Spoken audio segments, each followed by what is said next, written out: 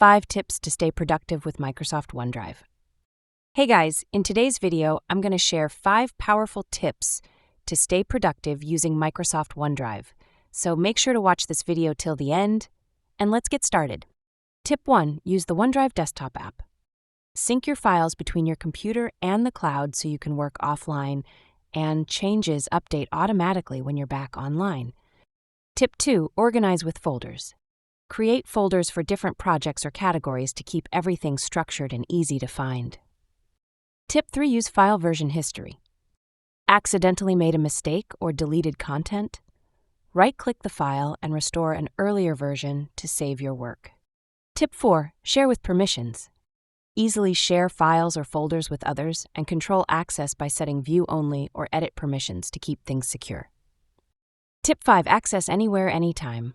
Install the OneDrive app on your phone or tablet so you can view and edit documents on the go. Perfect for staying on top of tasks while away from your desk. And that's how you can stay productive with OneDrive every day. Try out these tips and level up your file management. That's all for the video.